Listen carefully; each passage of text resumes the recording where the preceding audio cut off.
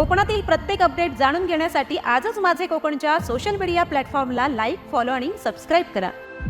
नमस्कार, मी प्रणाली भोसले. माझे कोकणच्या बातमीपत्रात आपल्या सर्वांचं मनपूर्वक स्वागत करते. बातमीपत्राला सुरुवात करण्याआधी पाहूयात हेडलाईन्स.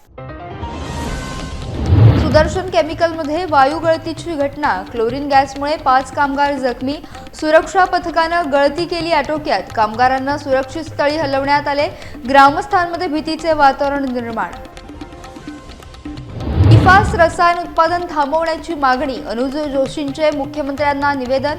पर्यावरण समिती अहवालांची अंमलबजावणी करा. 26 जानेवारीला आत्मक्लेश आंदोलनाचा इशारा. श्री धुतपापेश्वर मंदिर रस्त्याची दयनीय अवस्था. भाविकांना प्रवासात होत आहे मोठा त्रास. वारंवार मागणीही प्रशासन ढिम्म. अपघाताची शक्यता. ग्रामस्थांचा इशारा. रस्ता न झाल्यास आंदोलनाची दिली चेतावणी. सिडकोच्या इतिहासात पहिला बोगदा ब्रेक थ्रू. हेटवणे जलवर्धन प्रकल्पात मोठी कामगिरी. अभियांत्रिकी आव्हानांवर यशस्वी मात. सिडकोची जलपुरवठा क्षमता होणार दुप्पट. नवी मुंबई जलसुरक्षेला मिळणार गती. पाहुयात सविस्तर वृत्त. महाड MIDCतील सुदर्शन केमिकल इंडस्ट्रीज लिमिटेडमध्ये सायंकाळच्या सुमारास ग्रीन पिगमेंट क्लोरीन वायूची गळती झाल्यानं परिसरात काही काळ भीतीचे वातावरण निर्माण झाले. या घटनेत घटनास्थळी उपस्थित असलेले अफजल मोहम्मद, अशोक पवार, ओमकार हुंगेकर, नरेश चव्हाण आणि सुमन सिंग हे 5 कामगार वायूच्या संपर्कात आल्यानं किरकोळ जखमी झाले. गळती लक्षात येताच कंपनीच्या सुरक्षा पथकानं तात्काळ उपाययोजना करत परिस्थिती आटोक्यात आणली. तसेच सर्व कामगारांना बाहेर काढून सुरक्षित ठिकाणी हलवण्यात आलं. दरम्यान वायू गळतीची माहिती मिळताच आजूबाजूच्या ग्रामस्थांमध्ये देखील चिंतेचं वातावरण निर्माण झालं. कंपनीत नेमकं काय घडलंय याची स्पष्ट माहिती न मिळाल्यामुळे काही ग्रामस्थांनी प्रवेशद्वारावर चौकशी करण्याचा प्रयत्न केला. घटनेनंतर महाड MIDC पोलीस घटनास्थळी दाखल झाले असून पुढील तपास सुरू आहे. सायंकाळी 5:45च्या दरम्यान क्लोरीन टनरमधून मायनर सभामध्ये क्लोरीनचं लिकेज संदर्भात आलं. तातडीनं आम्ही जेवढी लोक तिथं होती त्या सगळ्यांना इव्हॅक्युएशन केलेलं आहे आणि 3-4 लोकांना आपल्या कंपनीच्या ऑक्युपेशन हेल्थ सेंटरमध्ये प्राथमिक स्तराचे उपचार देऊन त्यांची परिस्थिती आता अंडर कंट्रोलमध्ये आहे. आपला कंपनीचा 24 hours फॅक्टरी मेडिकल ऑफिसर आहे, त्यांच्या निगराणीखाली त्यांना उपचार देण्यात आलेले आहेत आणि ते आता सगळ्या सुस्थितीमध्ये आहेत. त्याचबरोबर ॲडिशन टू दॅट मार्गकडून आपण ॲम्ब्युलन्स मागून घेतला होता इमर्जन्सीमध्ये, त्यांनी पण चांगला सपोर्ट केला. नंतर पोलीस स्टेशनमध्ये पण पोलीस लोकांनी येऊन आपल्या लोकांची चर्चा करून त्यांनी पण सपोर्ट केला. त्यामुळे आता सिच्युएशन चांगल्या प्रकारे कंट्रोलमध्ये आहे. रायगडच्या खालापूर तालुक्यातील खोपोली शहर हादरून टाकणाऱ्या मंगेश काळोखे हत्याकांडानंतर नागरिकांचा संताप उसळला असून संध्याकाळी हजारो नागरिकांनी पोलीस स्टेशनवर भव्य कॅन्डल मार्च काढत आरोपींना फाशीची शिक्षा व्हावी अशी जोरदार मागणी केली आहे. सामाजिक कार्यकर्ते आणि शिंदे शिवसेना नगरसेविका मानसी काळोखे यांचे पती तसेच आमदार महेंद्र थोरवे यांचे कट्टर समर्थक मंगेश काळोखे यांची धारदार शस्त्रानं दिवसाढवळ्या हत्या झाली होती. या प्रकरणात आरोपींना तात्काळ अटक करून खटला फास्ट ट्रॅक कोर्टात चालवावा आणि मोका अंतर्गत कारवाई करावी अशी मागणी नागरिकांनी पोलिसांकडे निवेदनाद्वारे केली आहे. या कॅन्डल मार्चमध्ये आमदार महेंद्र थोरवे, खोपोली नगराध्यक्ष कुलदीप शेंडे, कुटुंबीय, नातेवाईक आणि हजारो नागरिक मोठ्या संख्येनं सहभागी झाले होते. परिस्थितीची गंभीरता लक्षात घेऊन या ठिकाणी पोलीस बंदोबस्त तैनात करण्यात आला होता. 26 तारखेला मंगेश अप्पा कालोखे यांची क्रूरपणे निर्गुणपणे हत्या करण्यात आलेली आहे आणि त्यानंतर आज संपूर्ण खोपोली शहरातून आपण पाहताय की मंगेश अप्पा यांच्या मारेकऱ्यांना फाशी झाली पाहिजे, त्यांच्यावर मोका अंतर्गत कारवाई झाली पाहिजे आणि जे आरोपी आत्तापर्यंत अटक केलेले नाहीत या सर्वांना तात्काळ जेलबंद केलं पाहिजे असे आम्ही आजच्या निवेदनामध्ये या ठिकाणी Khopoli police station, Raigad SP madam यांनासुद्धा सगळ्यांना निवेदन आज या ठिकाणी देण्यात आलेलं आहे. आजचा कॅन्डल मार्च आपण सारेजण पाहताय की मोठ्या संख्येने महिला भगिनी रस्त्यावर उतरलेल्या आहेत. मंगेश अप्पा एक सामाजिक कार्यकर्ता म्हणून या संपूर्ण खोपोली शहरामध्ये अतिशय सामाजिक बांधिलकी जपत काम करणारा हा माझा सहकारी, हा माझा कार्यकर्ता, अतिशय निष्ठावंत कार्यकर्ता म्हणून शिवसेनेचं त्या परिसराचं संपूर्ण कोकण शहरामध्ये एक चांगल्या पद्धतीचं नेतृत्व मंगेश अप्पांच्या रूपाने या ठिकाणी होत होतं.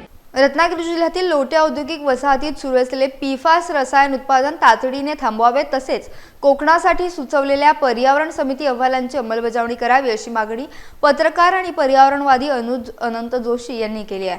या संदर्भातील निवेदन त्यांनी मुख्यमंत्री देवेंद्र फडणवीस आणि पर्यावरण मंत्री पंकजा मुंडे यांना स्पीड पोस्टद्वारे पाठवलं असून संबंधित यंत्रणांना प्रतही देण्यात आली आहे. PFAS ही फॉरएव्हर केमिकल्स मानवी आरोग्य आणि पर्यावरणासाठी घातक ठरत असून कर्करोग, हार्मोनल बिघाडासारख्या आजारांशी त्याचा संबंध असल्याचा उल्लेख त्यांनी केला. FSSAI ने अन्न पॅकेजिंगमध्ये PFAS बंद करण्याचा प्रस्ताव दिला असताना लोटेमध्ये असे उत्पादन सुरू ठेवणे राष्ट्रीय धोरणांना विरोधी असल्याचा आरोप देखील करण्यात आला. 20 जानेवारी 2026 पर्यंत निर्णय न झाल्यास 26 जानेवारीला काळी फीत लावून उपवास करून आत्मक्लेश आंदोलन करण्याचा इशारा देखील जोशी यांनी दिला असून पर्यावरण प्रेमींनी सोशल मीडियावर पाठिंबा द्यावा असं आवाहन त्यांनी केलं.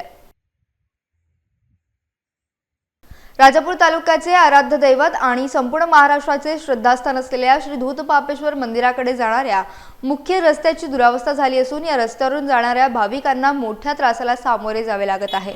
ग्रामीण भागातून तसेच राज्याच्या कानाकोपऱ्यातून श्रद्धेनं येथे येणारे भाविक खड्डेमय आणि उखडलेल्या रस्त्यामुळे त्रस्त झाले आहेत. स्थानिक ग्रामस्थ व मंदिर विश्वस्तांनी प्रशासनाकडे वारंवार पाठपुरावा करूनही आजपर्यंत कोणतीही दखल घेण्यात आलेली नाही अशी नाराजी व्यक्त करण्यात आली आहे. या रस्त्यावरून वाहतूक करत असताना मोठा अपघात होण्याची शक्यता असल्याचे नागरिकांचे म्हणणे आहे. तसेच प्रशासनाकडूनही दुर्लक्ष होत असल्याचा आरोप करण्यात आला.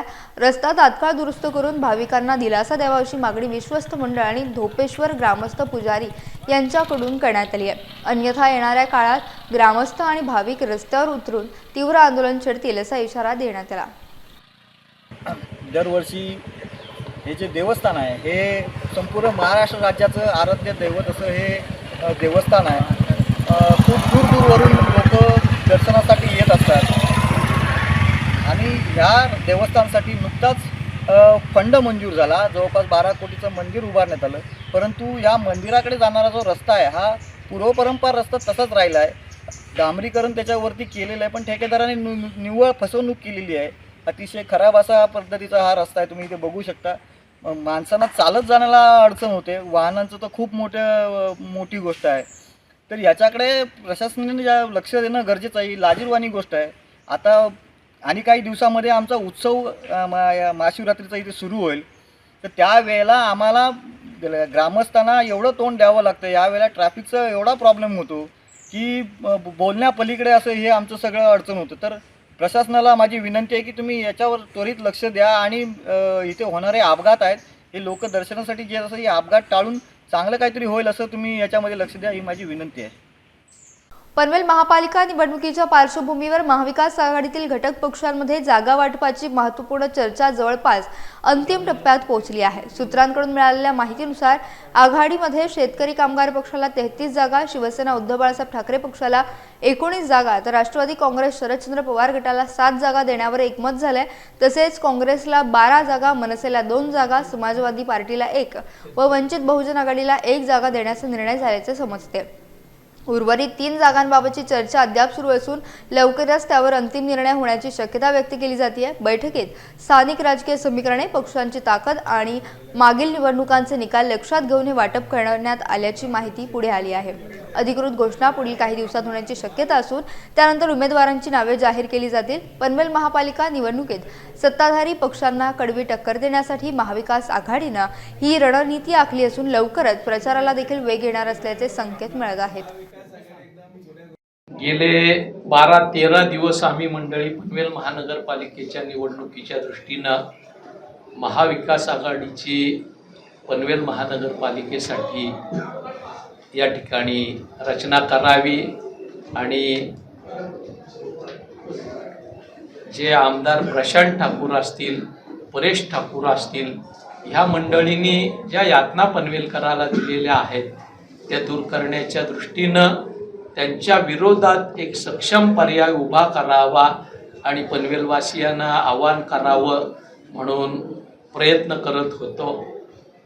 चर्चेच्या बऱ्याच फेऱ्या झाल्या पण साधारण परवा आम्ही अंतिम निकालापर्यंत आलो होतो. आज काही ज्या किरकोळ गोष्टी होत्या त्याची या ठिकाणी आम्ही मंडळींनी गुंता सोडवलेला आहे आणि महाविकास आघाडी या ठिकाणी 78च्या 78 जागांसाठी निवडणूक लढायला सज्ज झाली. आणि महाविकास आघाडीच्या जागा वाटपाचं सूत्र ठरत असताना ज्या काही चर्चा झाली त्याच्या अनुषंगानं शेतकरी कामगार पक्ष साधारण 33 ते 34 जागा लढतोय. शिवसेना 18 ते 19 जागा 19 ते 20 जागा लढतोय. काँग्रेस 12 जागा लढतोय. NCP 7 ते 8 जागा लढते. त्याच्यानंतर या ठिकाणी मनसे 2 जागी लढते. समाजवादी पक्ष 1 जागी लढतोय. रासप 1 ठिकाणी लढतोय. रिपब्लिकन चळवळीतले जे आमचे सहकारी आहेत ते 1 ठिकाणी लढत आहेत. अशा पद्धतीनं 78 जागांची मांडणी आम्ही केलेली आहे. पनवेल महापालिका निवडणुकीच्या पार्श्वभूमीवर अखेर महायुतीची अधिकृत घोषणा करण्यात आली आहे.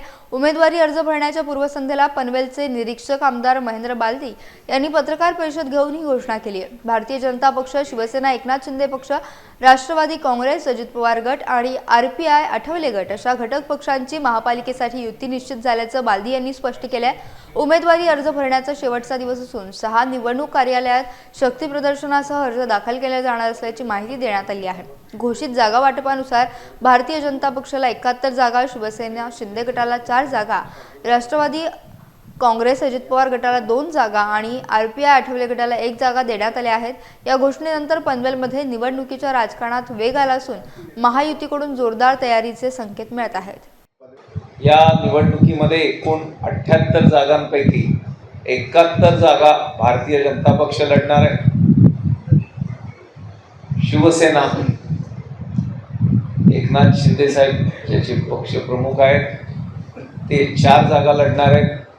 राष्ट्रवादी काँग्रेस अजित पवार साहेबांची ती 2 जागा लढणार आहे आणि सन्माननीय रामदास आठवले साहेबांचं RPI ही 1 जागा लढणार आहे. असे करून 78 जागांची ही महायुती आज बऱ्याच चर्चेनंतर आज आमची फायनल झाली आहे. उद्या या सर्वांचे फॉर्म भरले जातील आणि गेल्या महानगरपालिकेच्या निवडणुकीत जसं पनवेलकरांनी भारतीय जनता पक्षाला बहुमताने निवडून दिलं त्याहीपेक्षा जास्त यश यंदा मिळवू असा आमचा विश्वास आहे. मुरुड नगर परिषदेच्या थेट निवडून आलेल्या नगराध्यक्षा म्हणून राष्ट्रवादी काँग्रेस, शिवसेना, उद्धव बाळासाहेब ठाकरे युतीच्या उमेदवार आराधना मंगेश दांडेकर यांनी अधिकृत पदभार स्वीकारला. या सोहळ्यास राज्याच्या महिला व बालकल्याण मंत्री अदिती तटकरे तसेच अनिकेत तटकरे प्रमुख उपस्थित होते. यावेळी जिल्हा प्रमुख सुरेंद्र म्हात्रे, माजी नगराध्यक्ष मंगेश दांडेकर, मनोज भगत, फैरोज घलटे, सुबोध महाडिक, मुख्याधिकारी सचिन बच्छाव यांच्यासह युतीचे नवनिर्वाचित नगरसेवक मोठ्या संख्येने उपस्थित होते. या कार्यक्रमात मंत्री अदिती तटकरे यांनी नगराध्यक्ष दांडेकर यांचे अभिनंदन करत मुरुडच्या सर्वांगीण विकासासाठी राज्य सरकारकडून आवश्यक ते सहकार्य मिळेल असे आश्वासन दिले.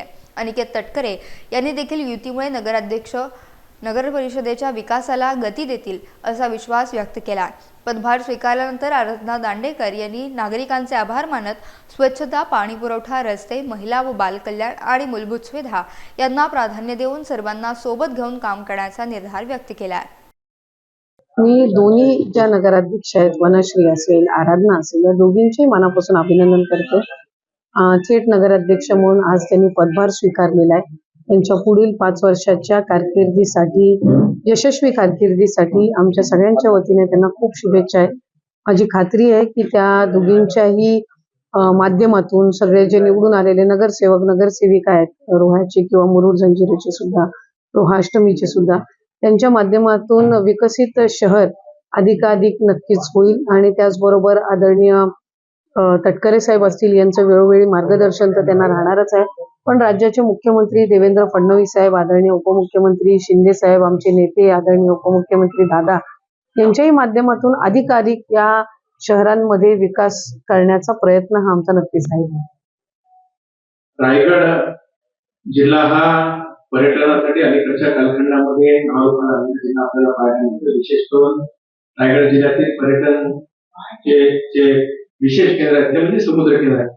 पण आमचा अलिबागचा असेल, केमचा असेल, नाशिकचा असेल, दूर असेल, पलीकडे दिव्यागड असेल, श्रीवर्धन आहे, हरिहरेश्वर आहे, हे तर समुद्र किनारे या गेल्या 10-15 दिवसामध्ये जागतिक नकाशावर आलेले आपल्याला पाहायला मिळतात.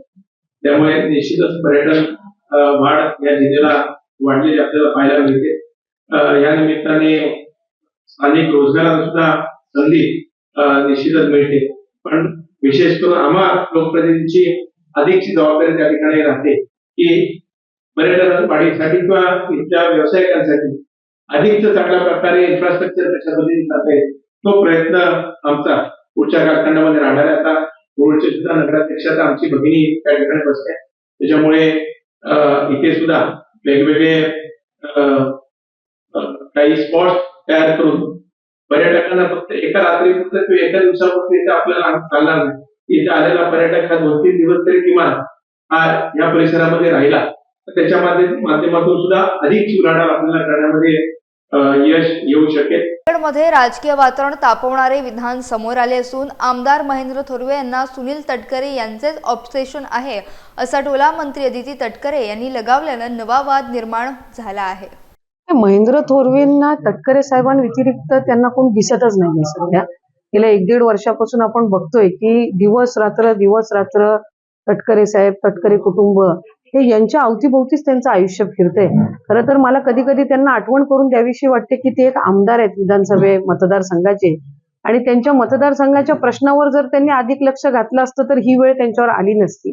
त्याच्यामुळे आपल्या मतदारसंघातल्या प्रश्नांमध्ये जसे आम्ही जास्ती वेळ आमच्या मंत्रिमंडळातली जी जबाबदारी आहे, विधानसभा मतदारसंघ आहे, इथं जसं आम्ही लोकांच्या प्रश्नांमध्ये जास्ती आमचं पूर्ण वेळ आम्ही व्यतीत करत असतो ते महेंद्रजींनी जर केलं तर त्यांच्या बाबतची ही जी सगळी नकारात्मक बाबी ज्या ऐकायला मिळत आहेत मला वाटतं कमी होतील. पण कदाचित त्यांना तटकरे साहेबांचं म्हणजे एक ऑब्सेशन आपण म्हणतो हे तशा पद्धतीचं त्यांचं झालेलं असल्यामुळे कुठे ना कुठेतरी वेगवेगळे खोटे आरोप करणं, मधल्याही कालावधीमध्ये कुठेही जिथेही काही संबंध नाही तिथं तटकरे साहेबांचं नाव घेणं, याचा अर्थ असा आहे की ते बेचैन झालेले आहेत तटकरे साहेबांच्या. सिडकोच्या इतिहासात 29 डिसेंबर सुवर्णाक्षरांनी नोंदवला जाईल असा दिवस ठरला आहे. हेटवणे जलवर्धन प्रकल्पांतर्गत पहिल्या बोगद्याचा ऐतिहासिक ब्रेक थ्रू 29 डिसेंबर रोजी यशस्वीरित्या पार पडला.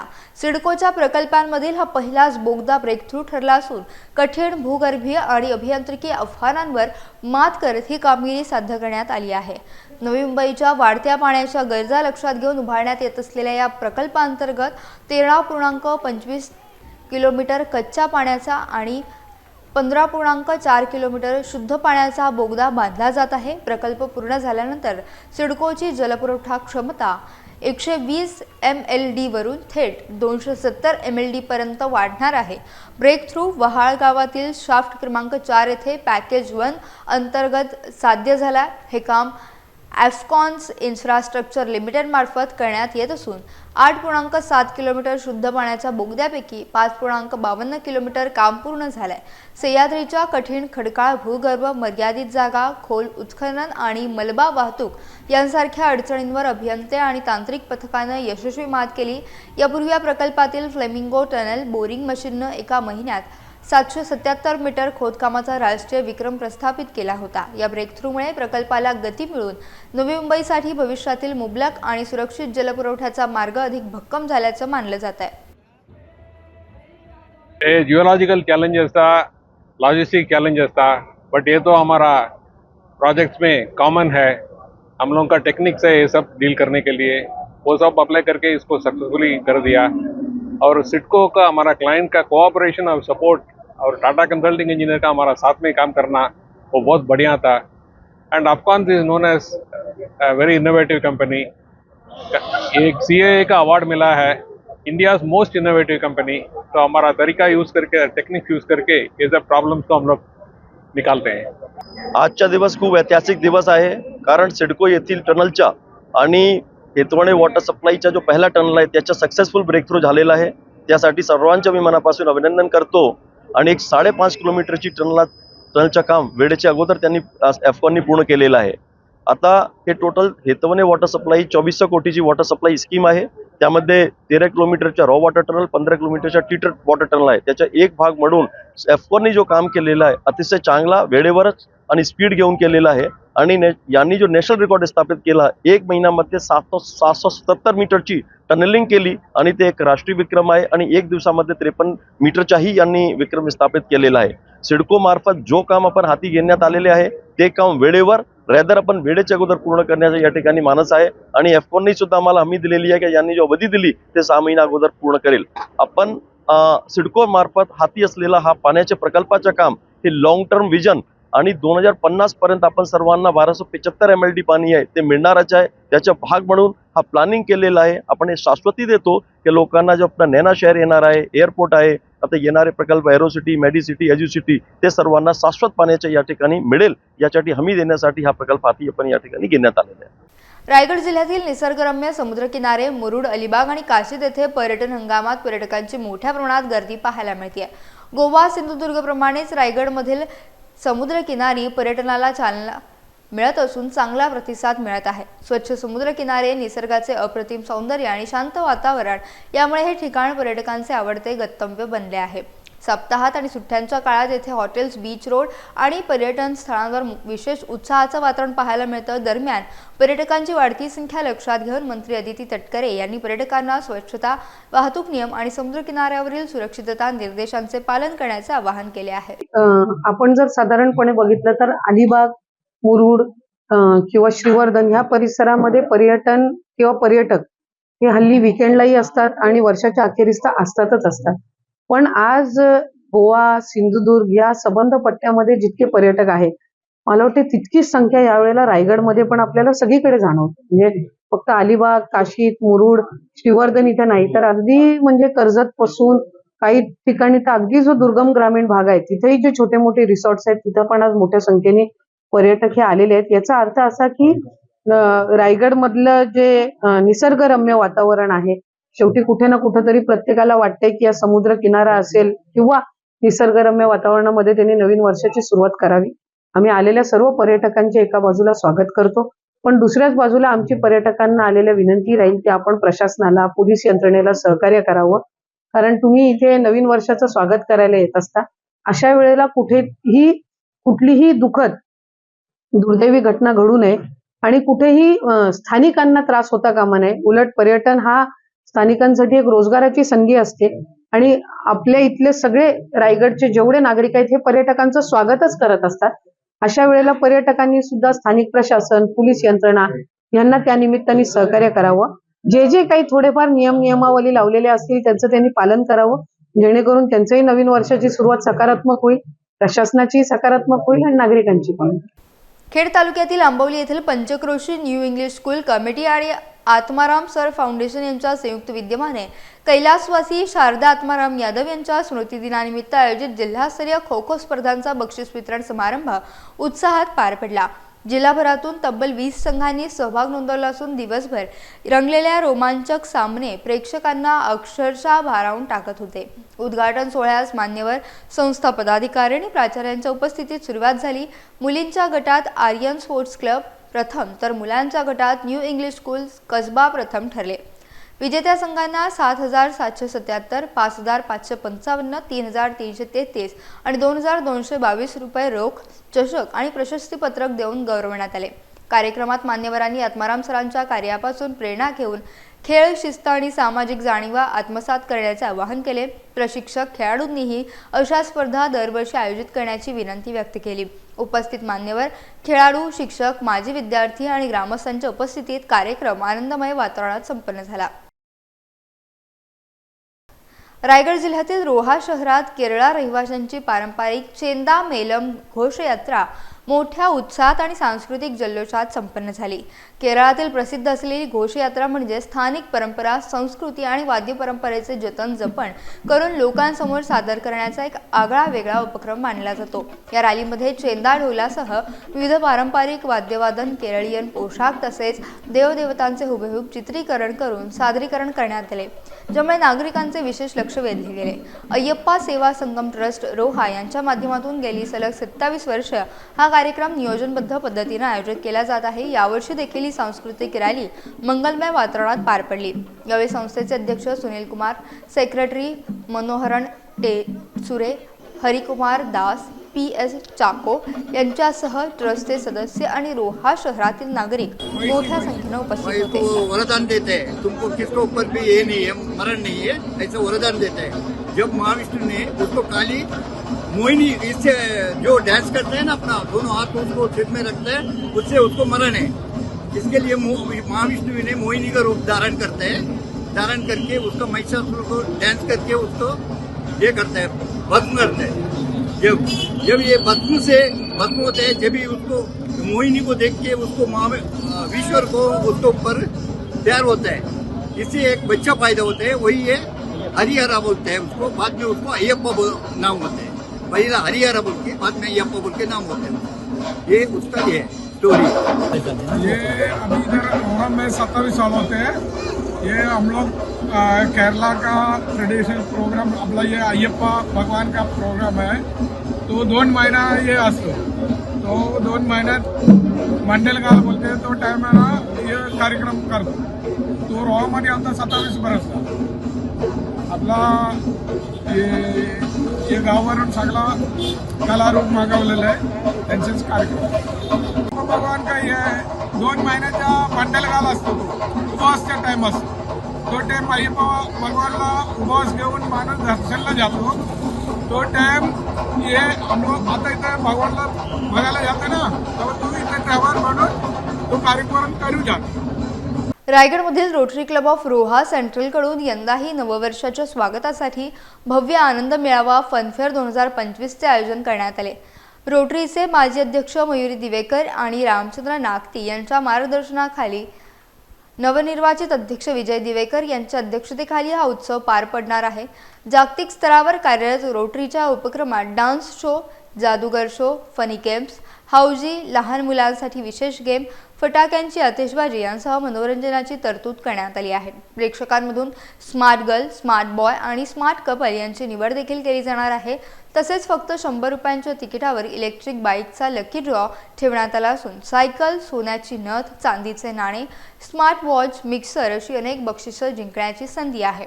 रोह्यात हा मेळावा जल्लोषात साजरा होत असून नागरिकांनी मोठ्या संख्येने सहभागी व्हावे असं आवाहन माजी अध्यक्ष रोटरियन मयुरी दिवेकर यांनी केले आहे। येत्या 31 डिसेंबर रोजी रोटरी क्लब रोहा सेंट्रल तर्फे सालाबादप्रमाणे आनंद मेळाव्याचं आयोजन केलेलं आहे। त्या ठिकाणी रोहेकरांसाठी सुवर्ण संधी त्या ठिकाणी उपलब्ध आहे। त्या ठिकाणी सर्व कुटुंबासह सर्व रोहेकरांनी येऊन हा उत्सव, आनंदोत्सव, मनोरंजनाचा कार्यक्रम, सांस्कृतिक कार्यक्रम, त्या ठिकाणी हा आपुलकीचा आपला उत्सव साजरा करण्यासाठी सर्व रोहेकरांनी त्या ठिकाणी यावं। त्या ठिकाणी आपल्याला सर्वच मनोरंजनाचे कार्यक्रम त्या ठिकाणी उपलब्ध असतील, खाण्याचे स्टॉल त्या ठिकाणी उपलब्ध असतील, खेळाचे स्टॉल त्या ठिकाणी उपलब्ध असतील। त्या सर्वांचा आस्वाद घेण्यासाठी रोहेकरांनी रोटरी क्लब रोहा सेंट्रलनी आयोजित केलेल्या आनंद मेळाव्यासाठी त्या ठिकाणी उपस्थित राहावं असं आवाहन या व्हिडिओच्या माध्यमातून मी या ठिकाणी करतो। नववर्षाचा यायला आणि पाहायला विसरू नका भव्य आनंद मेळावा। यासह बातमीपत्रात वेळ झाली इथेच थांबण्याची। व्हिडिओत नवीन बातमीपत्रासह तोपर्यंत तुम्ही कुठेही जाऊ नका, पाहत राहा फक्त माझे कोकण।